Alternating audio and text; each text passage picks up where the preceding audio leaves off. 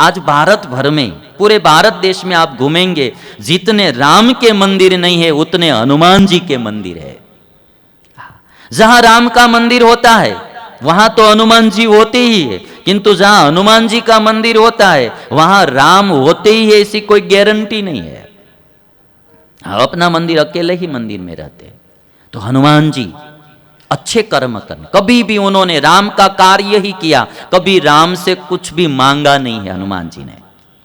हनुमान जी ऐसे भक्त थे राम के कि उन्होंने हर पल राम की सहाय की, राम का कार्य किया, कभी भी राम से कुछ मांगा नहीं है। हनुमान जी की प्राकट्य की कथा वाल्मीकि रामायण में बहुत विस्तार से लिखी है, वो भी मैं एक दिन आपको सुनाऊंगा।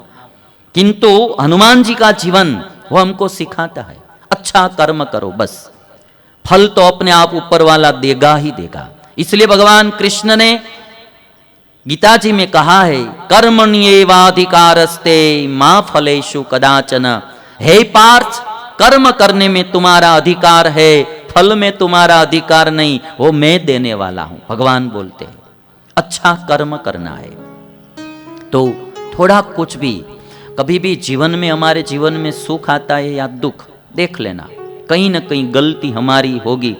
कोई निमित्त से आएगा दुख, किंतु मूल तो गलती हमारी होगी। और इसीलिए किसी ने कहा है कि कई झोली में फूल भरे, कई झोली में कांटे, कुछ तो कारण होगा, कुछ तो कारण होगा। भागवत में एक बहुत अच्छा प्रसंग आता है।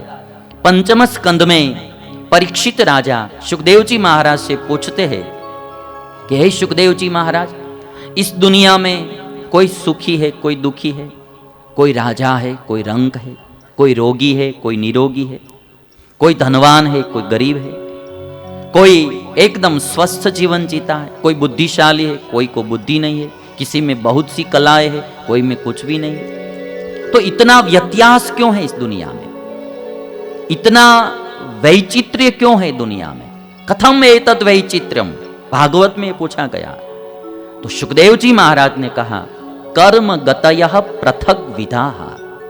हे परीक्षित, कर्म की गति सबकी न्यारी न्यारी है। जैसे जैसे जिसने कर्म किए है वैसा वैसा फल मिलेगा। एक राजा थे ना, उनको 3 मंत्री थे। तो राजा ने कहा कि आप तीनों मंत्री हमारे बगीचे में जाओ, और एक एक थैला दिया फल भरने के लिए। तो हमारे बगीचे में जो फल है वो भर कर आप आओ। तो बड़ा बड़ा थैला दिया, तीनों मंत्री गए। तो एक मंत्री था ने पहले वाला, तो उसने सोचा कि अभी ये राजा तो क्या भेज रहा है, उस थैले का क्या करेगा, देखेगा भी नहीं, बस ऐसे ही हमको भेज दिया है। तो इतना बड़ा फल का थैला भरकर सिर पर उठाकर कौन जाएगा?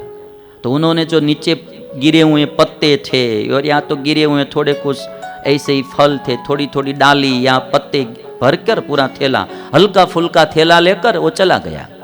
भारी थैला क्यों भरे हम, उठाना तो हमको ही, तो बस डाली पत्ते भर के चला गया।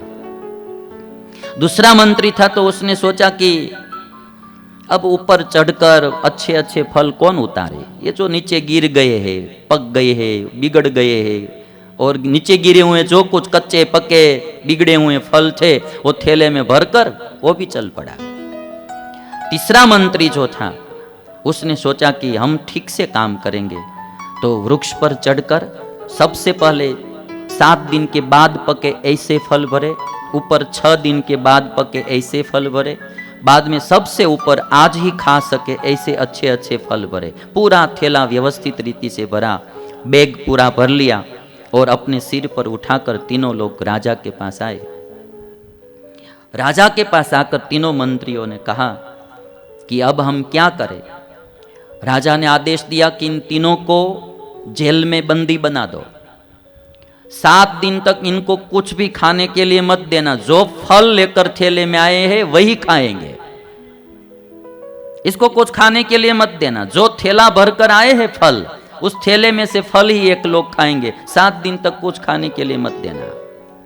तो जो पहला वाला आदमी था वो तो डाली पत्ते ही भर के आए थे, वृक्ष की शाखाएं और पत्ते भरकर आए थे, तो पहले दिन से ही उसको तो उपवास हुआ, खाने का कुछ मिला नहीं, भूखा ही मर गया। दूसरा जो था वो कच्चे पक्के फल लेकर आए थे, बिगड़े हुए फल। तो फल तो कच्चे पक्के बिगड़े हुए 2 दिन रहे, बाद में तो वो भी खत्म हो गए, और फल बिगड़े हुए खाने से वो बीमार हो गया। और तीसरा वाला जो था तो बहुत प्लानबद्ध फल लेकर आया था, तो 7 दिन तक आराम से उन्होंने फल खाया। तो ये जो दुनिया है ना भाई, इनके राजा भगवान है, हम सब मंत्री हैं। तो इस दुनिया में हम जैसा थैला लेकर आए हैं वैसा ही फल तो खाना ही पड़ेगा। जैसा थैला हम भरकर आए हैं वैसा फल खाना पड़ेगा। तो ये बात बहुत याद रखने जैसी है। जैसा फल हम लाए वैसा हमारा कर्म है, जैसा वैसा ही हमको फल मिलेगा। ये भागवत का 5वां स्कंद बोलता है। सुखदेव जी महाराज कहते हैं परीक्षित से कि ये जो वैचित्र्य दिखाई देता है दुनिया में, उसका कारण है आदमी का कर्म। कथम एतद् वैचित्र्यम कर्म गतयः पृथक विधा। तो आज जो निषाद ने एक बुरा कर्म किया, उसके कारण उसको श्राप मिला। श्राप और आशीर्वाद में और कोई बात नहीं है, आप समझ लेना। कोई हम अच्छा कर्म करेंगे उससे सब प्रसन्न होंगे, वही आशीर्वाद है। और कोई हम बुरा कर्म करेंगे उससे कोई नाराज होगा, तो वही श्राप है। आशीर्वाद सुखी करता है और श्राप आदमी को दुखी करता है। और मैं आपको एक बात बताऊंगा, मैं महाभारत की कथा गुजरात में करता हूं। ऐसे लोग पहले हमारे गुजरात में ऐसी मान्यता थी कि महाभारत नहीं सुनना चाहिए, किंतु महाभारत तो 5वां वेद है। तो आजकल बहुत सी कथा महाभारत की चल रही है। उसमें एक बहुत अच्छा प्रसंग आता है महाभारत में, कि जब महाभारत का युद्ध होने वाला था, तो एक तरफ कौरव सेना थी, एक तरफ पांडव सेना। इस तरफ पांडव सेना खड़ी है, इस तरफ कौरव सेना। तो अर्जुन ने जब सगे संबंधियों को देखा तो कृष्ण से कहा कि प्रभु मैं युद्ध करना नहीं चाहता हूं, मैं भीख मांग कर खा लूंगा, किंतु मुझे युद्ध नहीं करना है। क्योंकि दादा भीष्म को मैं कैसे मारूं, गुरु द्रोण को मैं कैसे मारूं, जिसकी गोदी में खेल खेल कर मैं बड़ा हुआ हूं वो दादा भीष्म को मैं कैसे मारूंगा। जिनके पास से मैं विद्या सीखी है, जिनके पास से मैंने विद्या सीखी, वो गुरु द्रोण को मैं कैसे मारूंगा। मुझे यह युद्ध नहीं करना है। तो भगवान कृष्ण जी ने जो ज्ञान दिया गीता का, तो अर्जुन तैयार हो गए कि चलो अब मैं युद्ध करूंगा। शंख सब बजाने लगे, दोनों सेना में शंख बजने लगे। उसी समय सब आज पांडव सेना में भी प्रसन्न हो गए कि चलो अर्जुन तैयार हो गए हैं युद्ध करने के लिए। उसी समय युधिष्ठिर राजा बिना हथियार हाथ में धारण किए अकेले ही कौरव सेना की ओर जाने लगे। जब कौरव सेना की ओर जा रहे थे युधिष्ठिर अकेले ही, तो पीछे पीछे अर्जुन, भीम, सहदेव, नकुल सब चले। अर्जुन पूछ रहे हैं बड़े भाई से कि भाई आप कहाँ जा रहे हैं, क्यों जा रहे हैं, बिना हथियार शत्रुओं की सेना की ओर क्यों जा रहे हैं। युधिष्ठिर कुछ भी बोलते नहीं है। तो पीछे पीछे भगवान कृष्ण आए। तो कृष्ण ने अर्जुन से कहा कि मुझे पता है कि युधिष्ठिर कहाँ जा रहे हैं, क्यों जा रहे हैं। तो अर्जुन ने कहा कि प्रभु बोलो ने, मैं कब से परेशान हो रहा हूँ, भाई कहाँ जा रहे। तो कृष्ण भगवान ने कहा कि युधिष्ठिर दादा भीष्म के पास आशीर्वाद लेने के लिए जा रहा है, गुरु द्रोण के पास आशीर्वाद लेने के लिए जा रहा है। और मैंने महाभारत की कथा कही है, महाभारत में लिखा कि युधिष्ठिर राजा दादा भीष्म के पास आते हैं और रथ को परिक्रमा करते हैं, प्रदक्षिणा करते हैं। और दादा भीष्म से एक बात कही कि दादा, एक तो मैं आपका पौत्र हूं, आप हमारे दादा हैं, हम युद्ध करना नहीं चाहते हैं, किंतु फिर भी दुर्योधन के कारण हमको युद्ध करना पड़ता है। तो सबसे पहले हमको आज्ञा दीजिए, इजाजत दीजिए युद्ध करने की।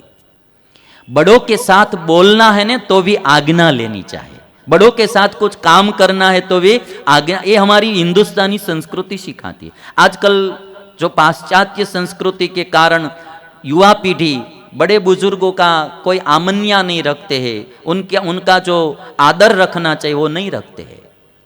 युधिष्ठिर ने पूछा, कहा कि हमको युद्ध करने की आज्ञा दीजिए।